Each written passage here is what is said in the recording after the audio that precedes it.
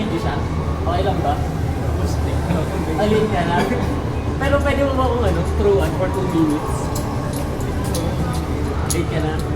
Thank you po.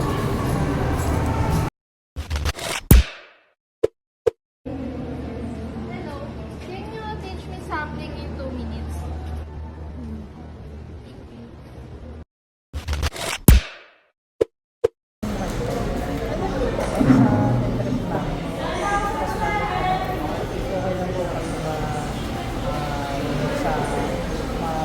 Tanong ko about 2 minutes sa akin health account.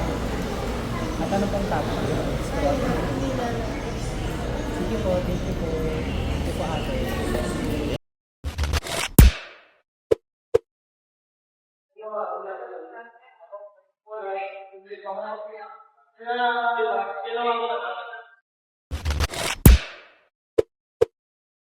So, pwede po ba kayong may interview? So, pakilala ko po muna yung sarili ko. My name is Dino Adelis. I'm from BSI 21. Pwede niyo po ba pakilala yung sarili ko? Si Cedric Storial, 251. So, ang task po namin ngayon is magtatanong po kami sa ibang section kung pwede niyo po kami turuan something or anything in 2 minutes po. Sige, turuan ko kayo kung paano magsaing. Madali. Sige.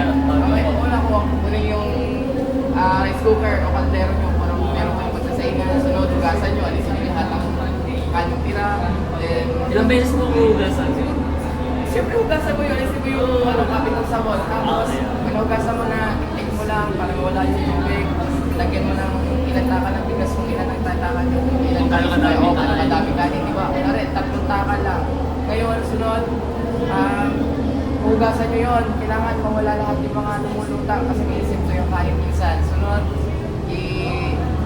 sukatin yung gamit ng daliri. Pwede ganito, pwede pa ganito.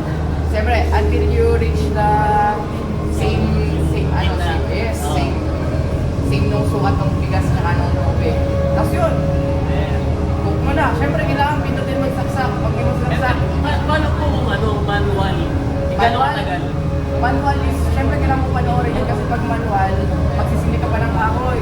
Ako magluluto. Natanong kong kalan lang po. Mga gano'n, ilang minutes, ilang Siguro minutes. mga 5 minutes luto na yun. Mga Pero 5 kailangan naka-load Load lang. lang. Load lang. Instant rice sa kagad. Ayun, saan tayo sa kagad? So, yun lang po, thank you po. Pero i-blur naman po namin yung mukha niyo dito. So, Parang ang Japanese. ay, oo, ganun po. Pero yun lang po, thank you po. Maraming salamat po.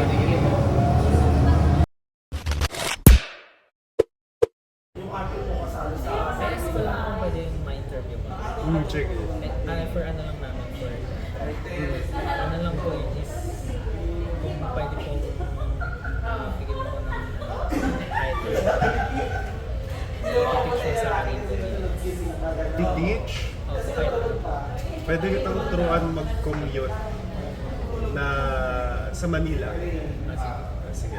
If you want to commute to Manila, you should go to St. Rose Terminal.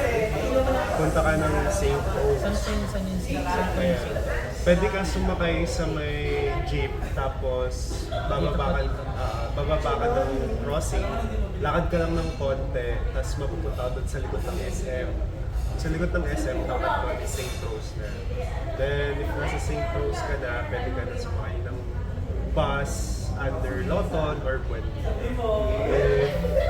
If may nakita ka ng flower, tapos Buendia yung nakalagay, pwede ka na sumakay doon. Magkano naman yung ano? Pag student ka, 114 pesos lang. Pero pag regular, hindi ko kasi tanda, pero parang 145 siya. So mas mahal, so dapat talaga you should use your student discount. Tapos punta ka ng sakay ka ng bus, tapos bababa ka ng pwede ka bumaba sa Magallanes, tapos sakay ka ng MRT, or pwede ka bumaba sa may Hilpuyat na, sa may Buendia na mismo. Tapos pwede ka na sumakay ng LRT doon, or pwede ka mag-jeep. Tapos you can explore Manila na from there. Pwede ka pumunta ng MOA, pwede ka pumunta ng SM Mega Mall, pwede ka pumunta ng Glorieta. There's a lot of malls you can go there. And yun, so parang lang siya, parang nag-explore ka lang. So I guess that's one thing I can teach you. Thank you very much for the Okay, no problem. Thank you. Nice to meet you.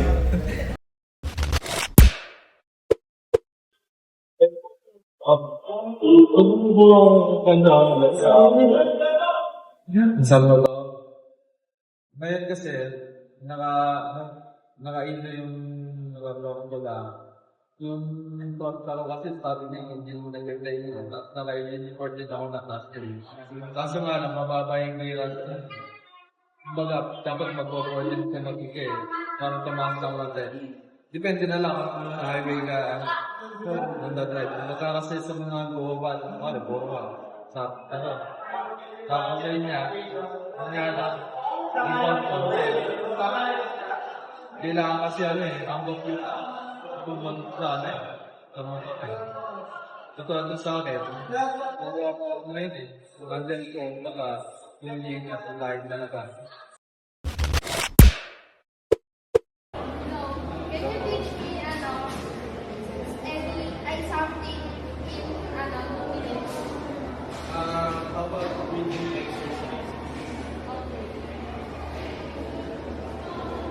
Like this.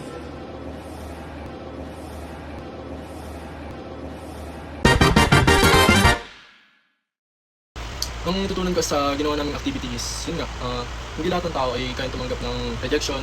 Hindi din lahat ng tao kaya magbigay ng opinion nila about dun sa kung ano ba yung mali. At yun nga, siguro kailangan na lang kapalan natin yung mga mukha natin para malaman kung ano ba yung mali. And yung mali na yun, yun yung mas tulong sa atin mag-improve. Yun lang. During the therapy interview, I realized that both approval, rejection are part of life. Being approved give me a more confident and motivation, while rejection taught me to accept feedback, improve myself, and stay resilient. This experience remind me that my worth is not defined by the outcome, but my willingness to learn and grow. I will continue to face the future opportunities with a positive attitude and open mind.